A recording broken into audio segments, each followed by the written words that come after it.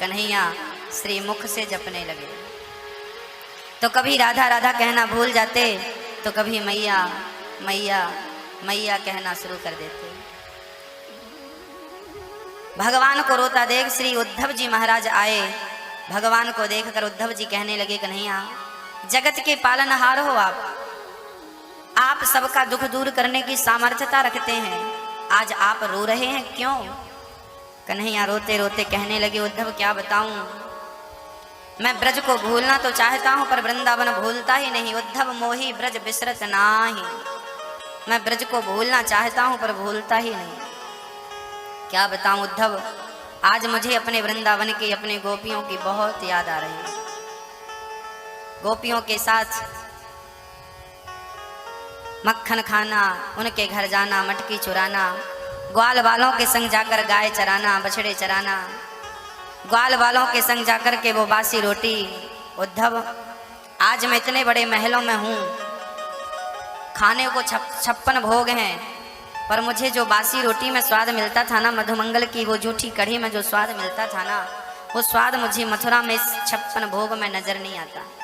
क्या बताऊं उद्धव, मैं बहुत चाहता हूं कि मैं ब्रज को याद ना करूं, पर वो रोम रोम में ब्रज बसा है, कैसे भुला दूं मैं उस वृंदावन को, उस ब्रज को, उस ब्रज भूमि को, गोपियों के उस प्रेम को मैं कैसे भूल जाऊं उद्धव।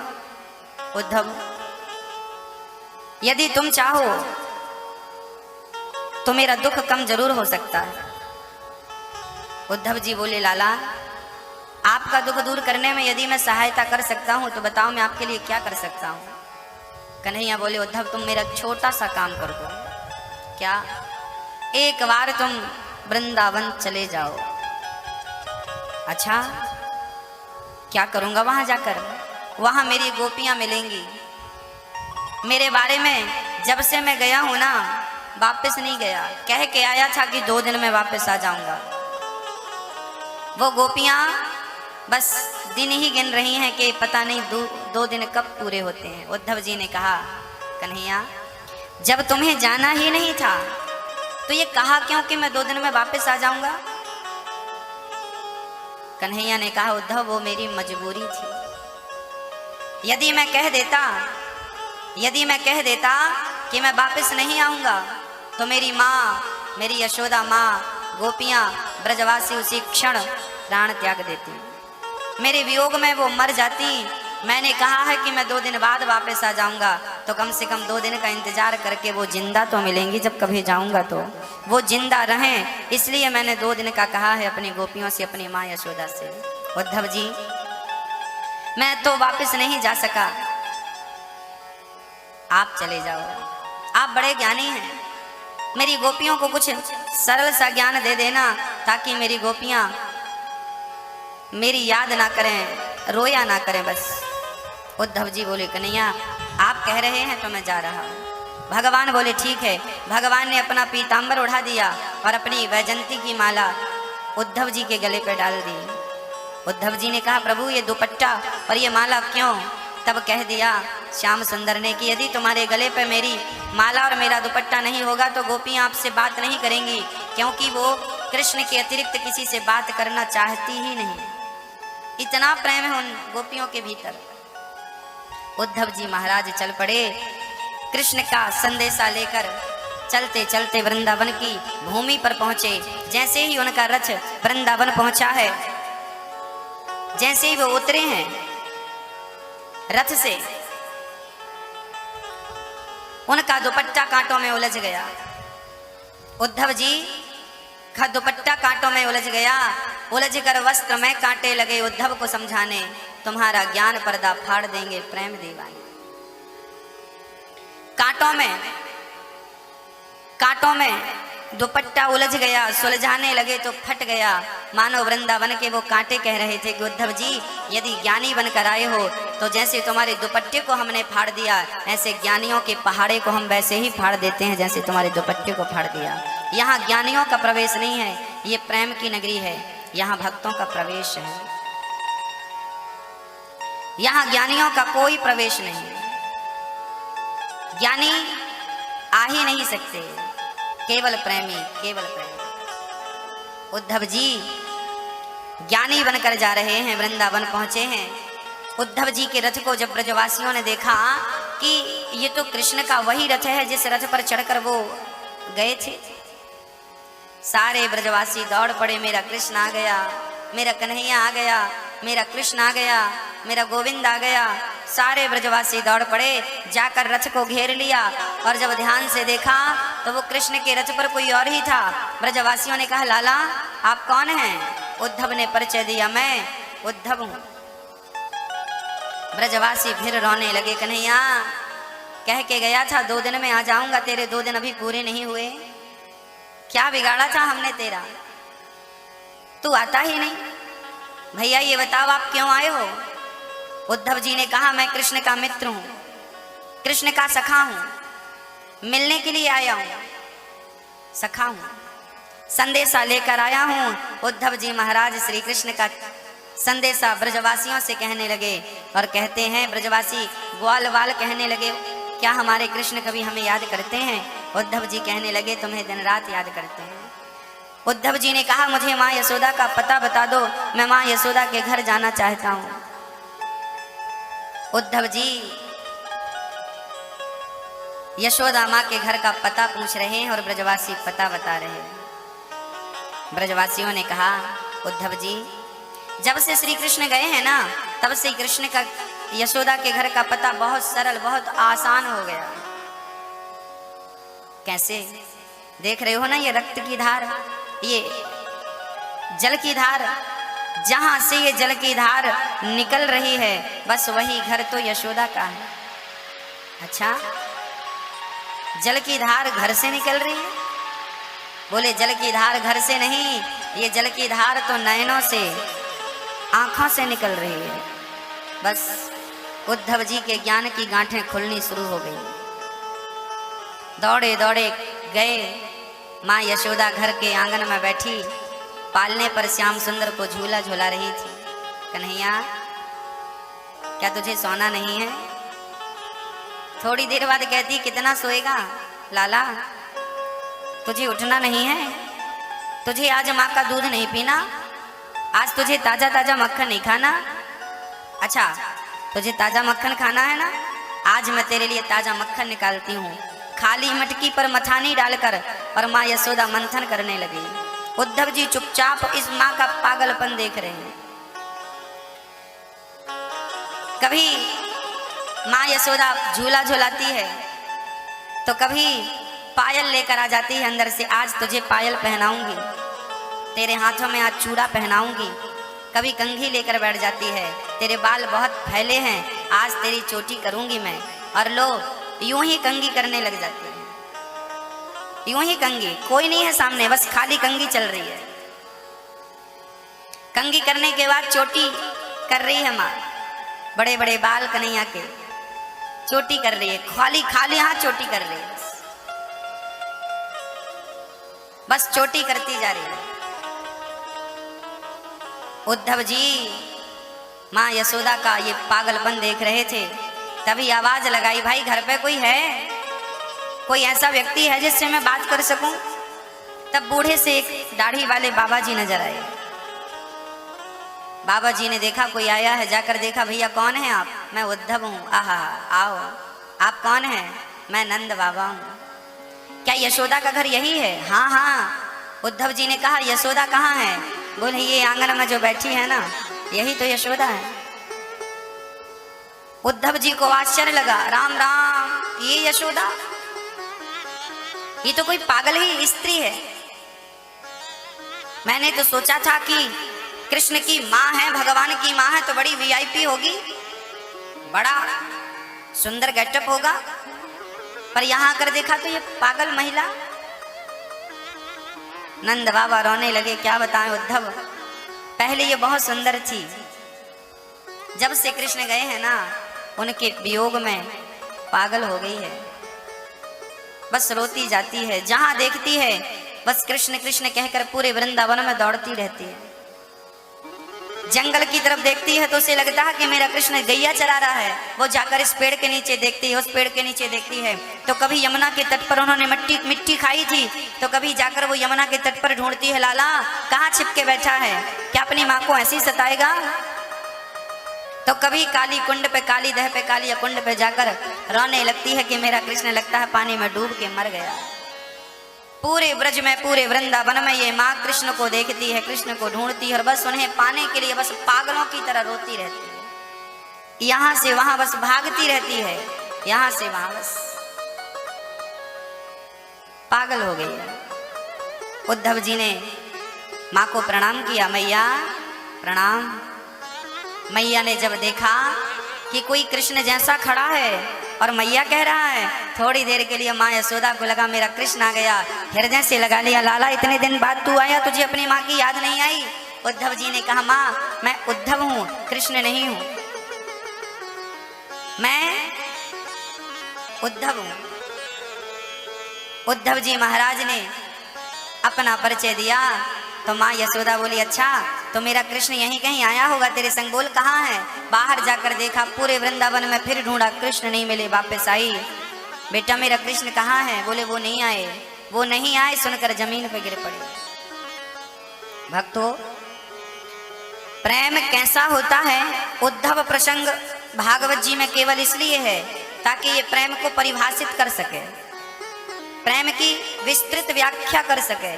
प्रेम किसे कहते हैं? कोई आपसे पूछा कि प्रेम की परिभाषा क्या है, क्या जवाब देंगे? किसे कहते हैं प्रेम?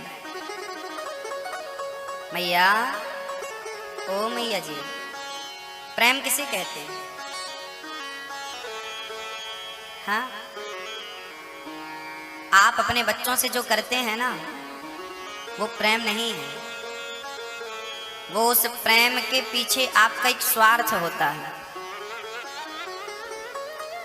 माँ बच्चों से प्रेम करती है ना, तो उसके पीछे एक स्वार्थ चिपका रहता है कि बड़े होकर मेरे बच्चे मेरी सेवा करेंगे। ये स्वार्थ माँ का होता है।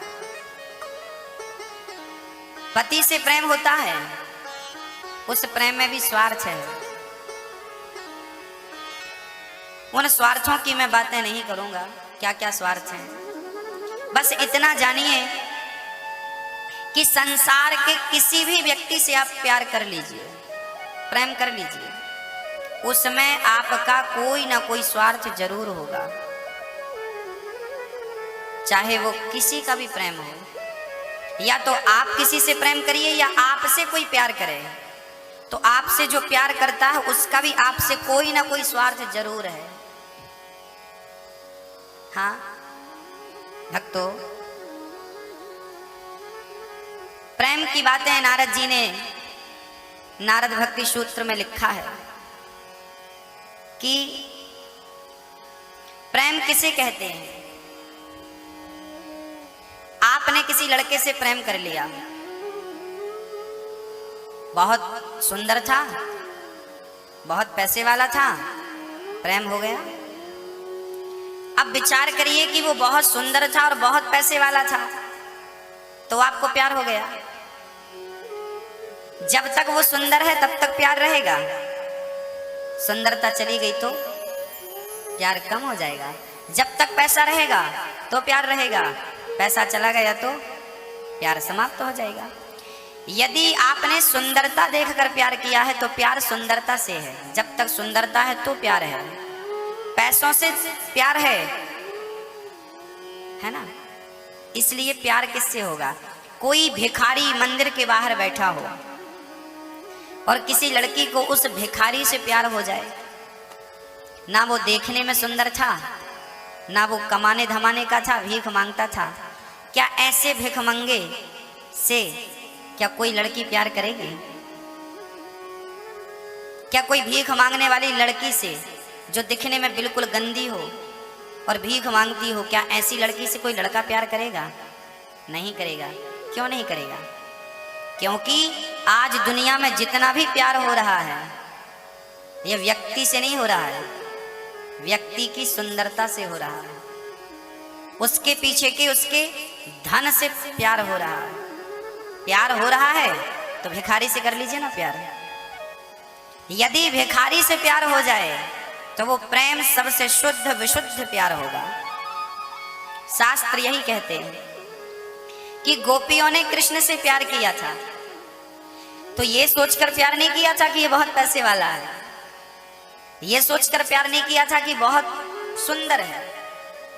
चलिए छोड़िए, आपने किसी से प्यार किया हो और आपका प्रेमी आपको छोड़कर चला जाए तो आप क्या करेंगे? कितने दिन गुजारेंगे?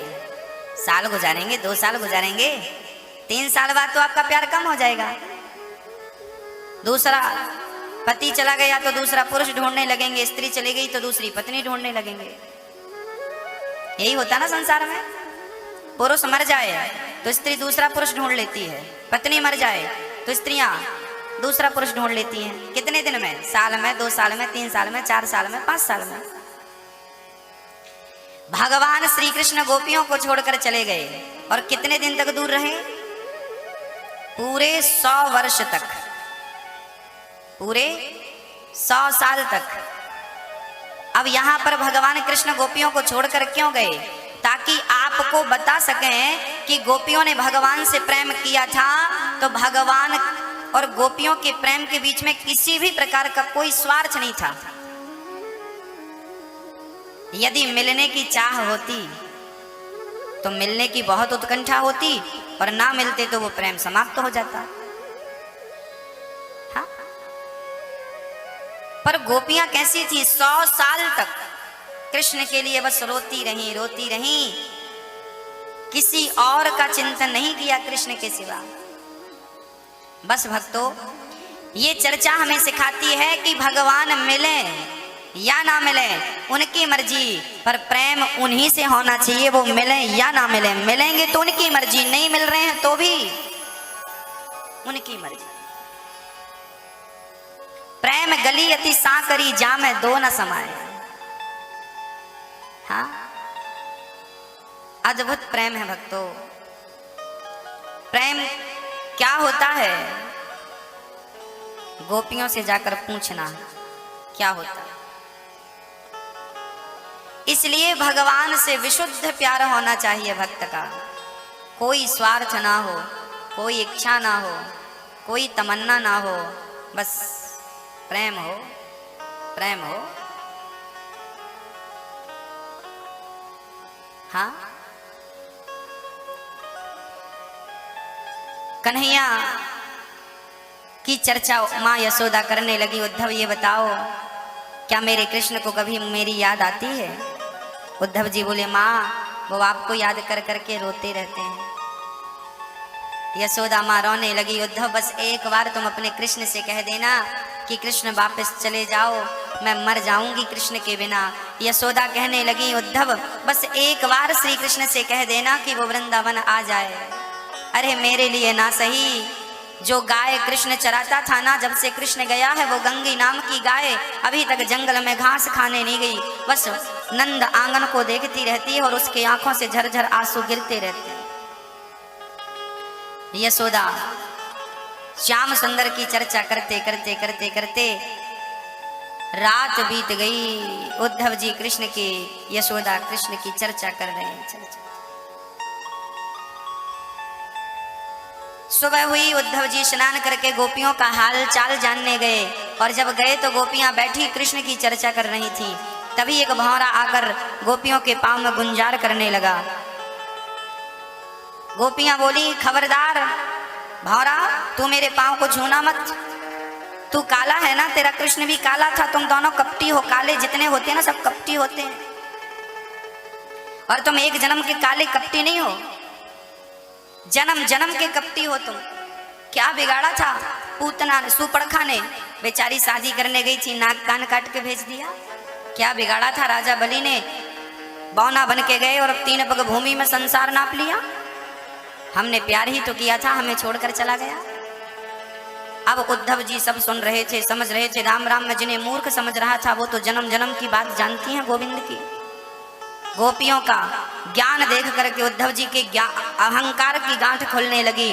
उद्धव जी करीब गए और श्याम सुंदर ने कुछ भेजा है। गोपियों ने पूछना शुरू कर दिया। एक सखी बोली, सुनो कृष्ण का कोई सखा आया है, उद्धव नाम है उसका। एक सखी बोली, देखो देखो वो आ रहा है, यही है क्या? हाँ हाँ यही है। सारी सखियां उद्धव के पास चली गईं। कहो उद्धव, हमारे श्री कृष्ण ने हमारे लिए क्या संदेशा भेजा है। उद्धव जी कहने लगे, लो तुम्हारे लिए ये चिट्ठी भेजी है, लो ये चिट्ठी तुम्हारे लिए कृष्ण ने भेजी है। जैसे ही उद्धव जी ने चिट्ठी दी, गोपियों ने उस चिट्ठी को छीनना शुरू किया और छीना झपटी में उस चिट्ठी के टुकड़े टुकड़े हो गए। एक टुकड़ा एक सखी ने ले लिया, एक टुकड़ा एक सखी ने ले लिया, एक टुकड़ा एक सखी ने ले लिया, एक टुकड़ा एक सखी ने ले लिया, टुकड़े टुकड़े कर दिया और उस टुकड़े को अपने मस्तक से लगाती हैं, अपने नेत्रों से लगाती हैं, उस टुकड़े को चूमती हैं और हृदय से लगा के रोने लग जाती हैं। उद्धव जी बोले, देवियों तुम कितनी पागल हो, अरे चिट्ठी में क्या लिखा था पढ़ तो लिया होता, टुकड़े टुकड़े कर दिया, फाड़ दिया। गोपियों ने मुस्कुराते हुए कहा, उद्धव जी जिसने कृष्ण को ही पढ़ रखा हो उसे कृष्ण की चिट्ठी पढ़ने की जरूरत ही नहीं, हमने तो कृष्ण को पढ़ रखा है, हम उसकी चिट्ठी क्या पढ़ें, हमें पता है कि इस चिट्ठी में क्या लिखा है। उद्धव जी ने कहा, उस चिट्ठी में कृष्ण ने लिखा था कि गोपियों तुम हमें भूल जाओ। गोपियां बोली, उद्धव तुम सच कह रहे हो, हमारी बहुत बड़ी गलती हो गई जो हमने कृष्ण से दिल लगा लिया, हमें नहीं लगाना चाहिए था। कृष्ण से दिल ना लगाया होता तो आज हमारी ये दुर्दशा ना होती, ना तो काम में मन लगता है, ना तो परिवार की सेवा कर पाती हैं।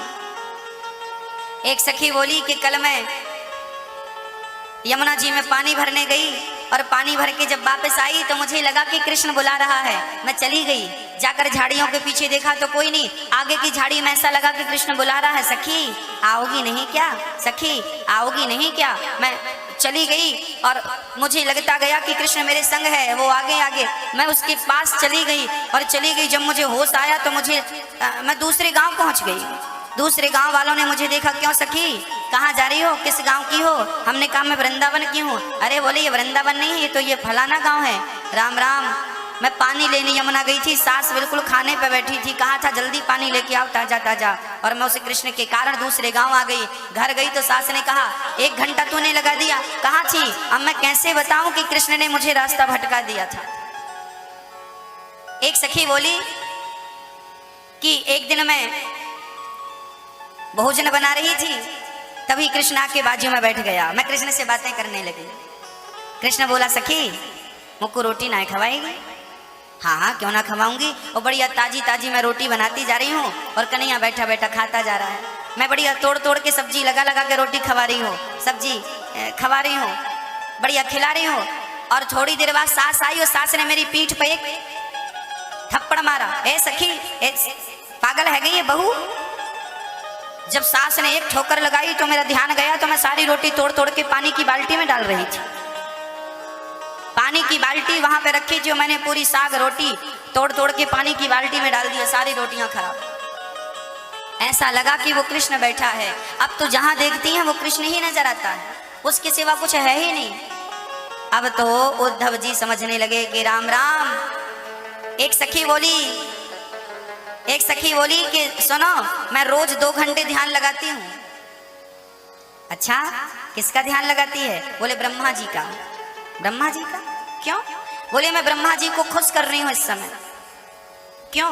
बोले ब्रह्मा जी खुश हो जाएंगे तो मैं उनसे कहूंगी कि ब्रह्मा जी मुझे एक वरदान चाहिए। ब्रह्मा जी बोलेंगे मांगो, तो मैं मांगूंगी कि ये जो कृष्ण है ना, ये मेरे दिल से निकल जाए।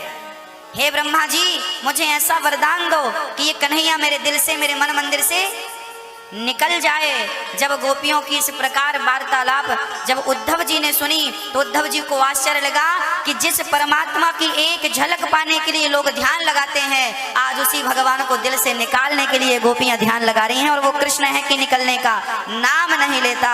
उद्धव जी महाराज के सारा ज्ञान समाप्त हो गया और उस ज्ञान के ऊपर प्रेम की परत चढ़ती गई, चढ़ती गई, चढ़ती गई, ज्ञान के ऊपर प्रेम चढ़ गया। याद रखना भक्तों, नैष्कर्म्यच्युत भाव वर्जित न शोभते ज्ञान मलम निरंजनम। व्यास जी कहते हैं कि आप कितने भी बड़े ज्ञानी हो पर आपके ज्ञान में प्रेम ना हो, अर्थात आप ज्ञानी तो हैं पर भगवान के चरणों से प्रीति नहीं है, प्रेम नहीं है, तो वो ज्ञान किसी काम का नहीं। ज्ञान ईश्वर तक कभी नहीं पहुंचा सकता आपको। ईश्वर तक ज्ञान नहीं पहुंचाता मेरी माँ, ईश्वर तक तो केवल प्रेम ही पहुंचा सकता है। प्रेम में ही इतनी ताकत है कि वो प्रबल प्रेम के पाले पढ़कर प्रभु को नियम बदलते देखा।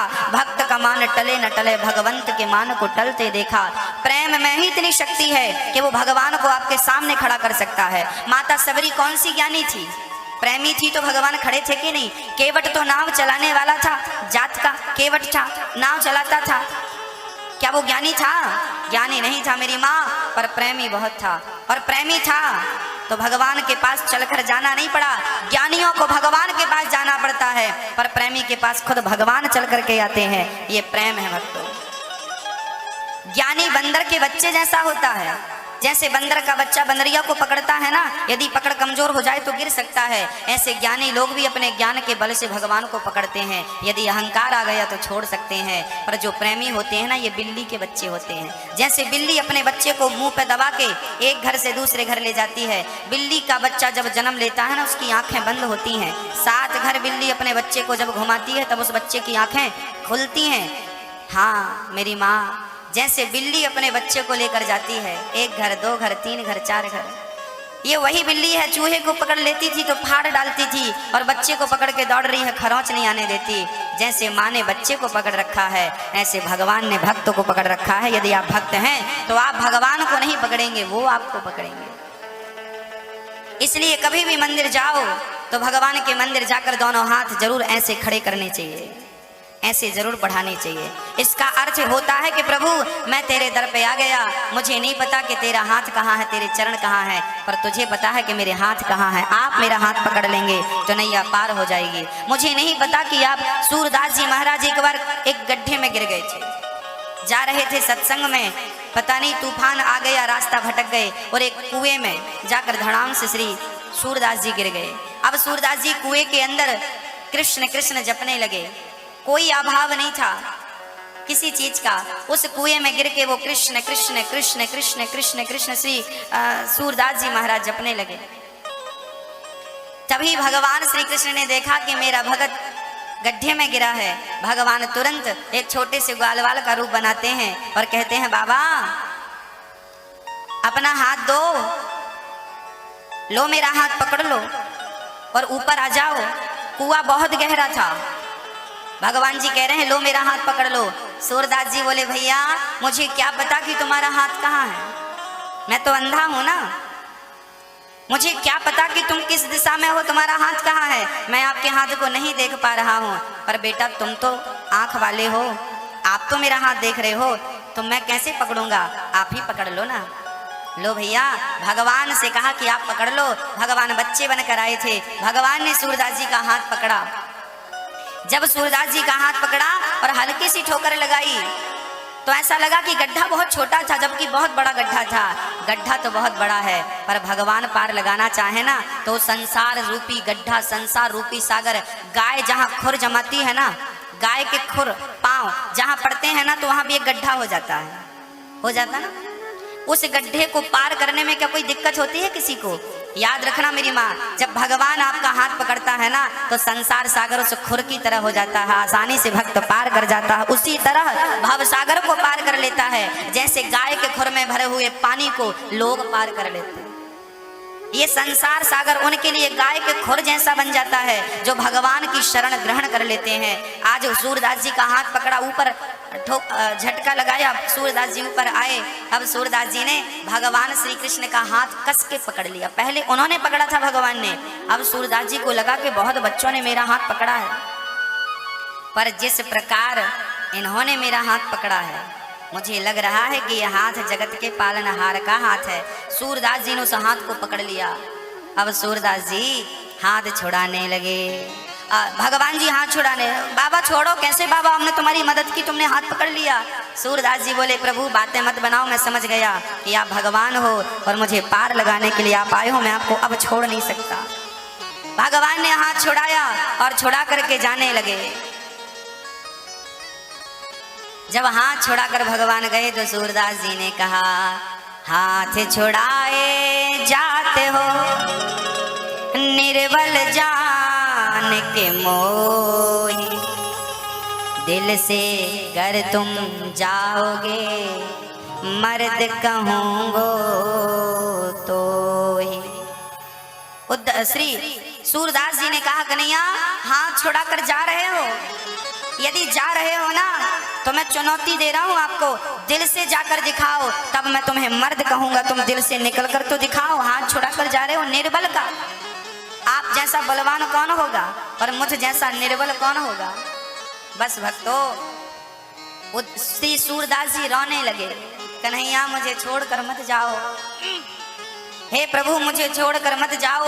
सूरदास जी सिसक सिसक कर रोने लगे, हे श्याम सुंदर हे कन्हैया रोने लगे।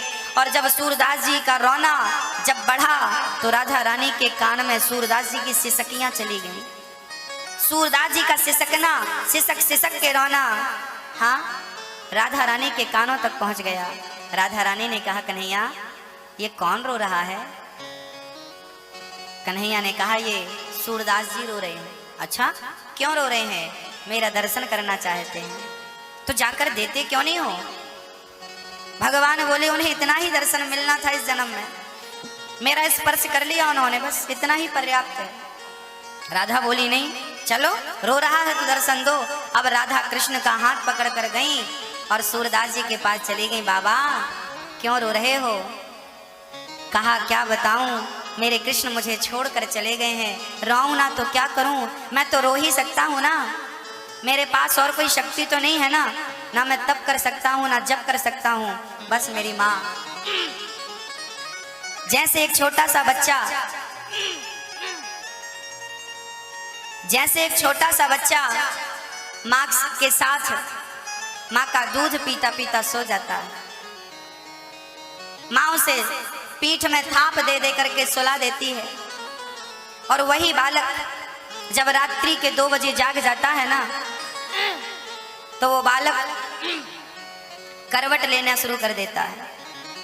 8 महीने का बच्चा, माँ ने दूध पिलाकर सुलाया था पर बच्चे ने करवट लेना शुरू किया और करवट लेता लेता पलंग के बेड के किनारे चला गया और आखिरी बार करवट लिया तो वो पलंग से नीचे गिर गया। अब मुझे एक प्रश्न का उत्तर दीजिए, बच्चा पलंग से नीचे गिर गया, क्या इसमें माँ की कोई गलती थी। बोलो कोई गलती थी। कोई गलती नहीं थी। माँ ने तुझे छाती से चिपका करके सुलाया था, तू ही होशियार बन गया, करवट ले लेके चला गया, गिर गया। अब गिर गया है तो क्या खुद पलंग पे चढ़ सकता है। 8 महीने का है, पलंग से गिर गया है, क्या खुद चढ़ सकता है। खुद नहीं चढ़ सकता परंतु कुछ कर सकता है। क्या कर सकता है। वो अपनी माँ को पाने के लिए जानते हैं क्या करेगा, रोएगा। और जब रोएगा तो माँ की आंख खुलेगी और माँ देखेगी कि मेरा लाल जमीन पे गिरा पड़ा है। बच्चे का रोना सुन करके माँ उठ करके बच्चे को छाती से लगा लेगी। बस भक्तों जैसे बच्चा अपनी माँ को प्राप्त करने के लिए रोता है और उस बच्चे के पास रोने के सिवा दूसरा चारा भी तो नहीं है, कोई ऑप्शन है बताइए। हाँ मेरी माँ, जैसे उस बच्चे के पास रोने के अतिरिक्त कोई ऑप्शन नहीं है, ऐसे हम ही वो बच्चे हैं, जब तक रोकर पुकारेंगे नहीं तब तक मेरा भगवान सुनेगा नहीं। आप भक्तों को जब तक रोना नहीं आया तब तक आप उसे प्राप्त कर नहीं सकते, और रोना आ गया तो आप उसे प्राप्त कर सकते हैं। भगवान को पाना हो तो बहुत कठिन काम नहीं है, बस उसकी याद में, उसके चिंतन में, उसके वियोग में रोना शुरू कर दीजिए। और रोकर जब पुकारेंगे तो मुझे नहीं पता कि वो कहाँ है, पर मेरा रोना सुन करके वो जहाँ भी होगा, जैसे बच्चे का रोना सुनकर माँ उसके पास पहुँच जाती है, बच्चा माँ के पास नहीं जाता, माँ बच्चे के पास आती है, ऐसे भक्त जहाँ खड़ा होकर रोएगा भगवान वहाँ पहुँच करके भक्त को हृदय से लगाएगा। उसे कभी नहीं जाना पड़ेगा उसके दर पर। आपको केवल एक ही कार्य करना है, उसकी प्राप्ति के लिए केवल 2 आंसू बहाने। मेरी माँ, मैं इतना अभागी हूँ, मैं अपनी बात कर रहा हूँ आपकी नहीं। हम इतने अभागी हैं कि हमारी आंखों से आंसू भी नहीं आते उसके लिए। हाँ, हम लोग दुनिया के लिए रोते हैं पर भगवान को याद करके कभी रोते नहीं हैं। भक्तों बस मेरी आपसे छोटी सी प्रार्थना है कि कभी समय निकाला करो, एकांत में बैठा करो। दुनियादारी के लिए हम लोग बहुत रोया करते हैं, थोड़ा सा नुकसान हो जाता है हम लोग रोने लगते हैं, परिवार में कोई मर जाता है हम लोग बाल्टियों से आंसू बहा देते हैं। भक्तों, जितना दुनिया वालों के लिए हम रोते हैं ना, उसका आधा भगवान के लिए रो देंगे ना, तो भगवान आपके सामने आकर खड़ा हो जाएगा। बस रोने की देर है, उसके आने की देर नहीं है। एक भी भगत का आप नाम बताओ जिसने रोए बिना भगवान को पा लिया हो। मीराबाई रात रात रोया करती थी बैठकर उसी कृष्ण के वियोग में।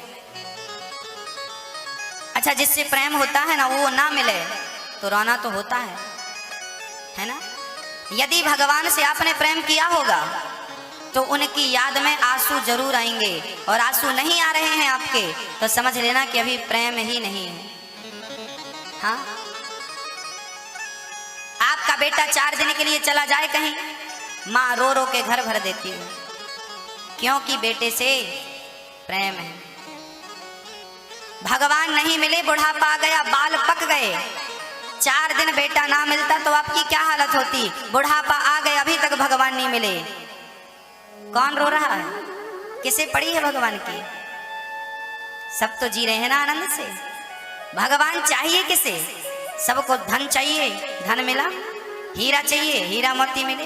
पद प्रतिष्ठा चाहिए, मिल रहा है। हमें चाहिए नहीं ना, इसलिए वो मिला नहीं आज तक। हमें चाहिए क्या? अच्छा, छोटे छोटे बच्चे रोते हैं ना तो माँ बड़ी चतुर होती है।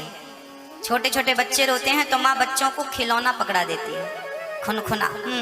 ले ले ले ले, बच्चा खुनखुना लेता है, खन खन खन खन। जब बच्चा ज्यादा रोता है तो चाबी वाला खिलौना पकड़ा देती है, चाबी भर के खुट खुट खुट खुट खुट खुट खुट खुट खुट खिलौना चलता।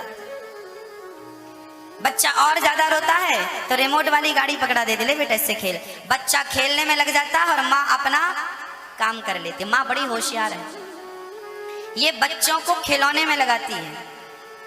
हाँ, जैसे बच्चे को माँ खिलौना देती है, ऐसे भगवान ने भी आप लोगों को खिलौना दे रखा है। कौन सा खिलौना? पद प्रतिष्ठा, बेटा बेटी, धन दौलत, ये जो आपके पास तमाम चीजें हैं, सुख सुविधा, ये ईश्वर का दिया खिलौना है। तुम इन खिलौनों में मस्त हो। जब इन खिलौनों को छोड़ोगे और भगवान से कहोगे कन्हैया अब तेरे खिलौनों से पेट नहीं भरता, कब? जब बच्चे को माँ खिलौना देती जाती है और एक टाइम ऐसा आता है कि फिर बच्चा खिलौना नहीं लेता, फिर वो क्या कर चाहता है? माँ को चाहता है। माँ खिलौना देती है, फेंक देता है और हाथ उठा लेता, तू हमें गोद में ले, हमें खिलौना नहीं चाहिए, हमें तेरी गोद चाहिए। एक स्थिति ऐसी आती है ना जब बच्चा खिलौना से फिर पेट भर जाता है। बस मेरी माँ जैसे बच्चे को माँ ने खिलौना दिया वो फेंक दिया, वो खिलौना दिया वो फेंक दिया, और केवल तेरी गोद चाहिए। फिर माँ क्या करती है? उसको गोद में ले लेके काम करती है। बस मेरी माँ, ये खिलौने तुम जब तक लेते जाओगे तब तक वो दूर ही रहेगा, और जब खिलौनों से मोह हटेगा तब गोद में लेकर भगवान तुम्हें चलेगा, जैसे माँ बच्चे को गोद में लेकर के चलती है। आप एक बार इन खिलौनों से अपना मन तो हटाओ, एक बार खिलौनों से। गुरुजी हमारी कोठी है, हमारा बंगला है, ये तुम्हारी कोठी नहीं है, ये तुम्हारा बंगला नहीं है, ये खिलौना है, ईश्वर ने दे रखा है। इस चमकीली दुनिया में तुम मस्त हो। जो रियल ईश्वर को जिसको पाने आए थे वो रास्ता भटक गए हो इनके चक्कर में। एक पिता ने अपने बेटे को 100 रुपए दिया, कहा जाओ बाजार जाओ और वहां से बढ़िया फल खरीद के लाओ, बढ़िया ताजे ताजे फल, जाओ जाओ जाओ। बेटा चला, बाजार में पहुंचा, वहां देखा क्या कि एक मंदारी बंदर को नचा रहा था। नाच बंदर नाच, नाच बंदर नाच। ससुराल जाएगा तो कहाँ बैठेगा? यहाँ। हाँ, मायके वहाँ जाएगा तो कहाँ बैठेगा? यहाँ। मंदारी बंदर को नचा रहा है। हाँ, गाड़ी चलाएगा, ससुराल गाड़ी से जाएगा कि पैदल जाएगा? वो गाड़ी से जाता है। हाँ जी। अब ये आदमी 100 रुपए गया था पिता के कहने से, वो भी बंदर का खेल देखने में मस्त था। हाँ, बड़ा सुंदर प्यारा बंदर है। जब मंदारी का खेल पूरा हुआ तो बंदर ने कटोरा उठाया और सबके सामने हाथ फैलाया, तो इन सज्जन ने भी 100 का नोट निकाला, और वो इतने प्रभावित थे उस बंदर से कि 100 रुपए निकालकर उसकी झोली में डाल दिया। अब बंदर तो चला गया, मंदारी तो चला गया। अब साहब को याद आया कि मैं बाजार आया क्यों था। अरे पिताजी ने बाजार भेजा था फल लेने। अच्छा, वो दौड़ा दौड़ा फलों की दुकान पे गया, तब तक रात ज्यादा हो गई थी, फल की दुकान बंद हो गई। वापस आया, पिता ने क्लास लगाई, क्यों भाई फल ले आए? नहीं पिताजी दुकानें बंद हो गई थी। अच्छा कोई बात नहीं, पैसे वापस करो। फल नहीं लाए ना तो पैसे वापस करो। नहीं नहीं पिताजी पैसे खर्च हो गए। पैसे भी खर्च हो गए और जिस काम को भेजा था वो काम भी नहीं हुआ। बस मेरी माँ, ये कहानी बहुत छोटी सी थी, आइए मैं इसको और तरीके से समझाता हूँ। एक पिता ने 100 रुपए देके बेटे को बाजार भेजा था फल लेने के लिए। वो पिता कोई और नहीं, परम पिता ईश्वर था। भगवान ने ही हमें 100 रुपए देकर बाजार भेजे। ये संसार एक बाजार है। संसार क्या है? एक बाजार है। इस संसार में 100 रुपए लेकर हम लोग आए हैं। 100 रुपए क्या? 100 साल की उम्र। 100 साल की, 100 साल की क्या मेरी माँ? मैया जी, ओ मैया देखो, बुढ़ापे में नाती पोतों में लगी है, दांत मात पूरे गिर गए फिर भी। कथा नहीं सुन रही है, वो बच्चे को खिला रही।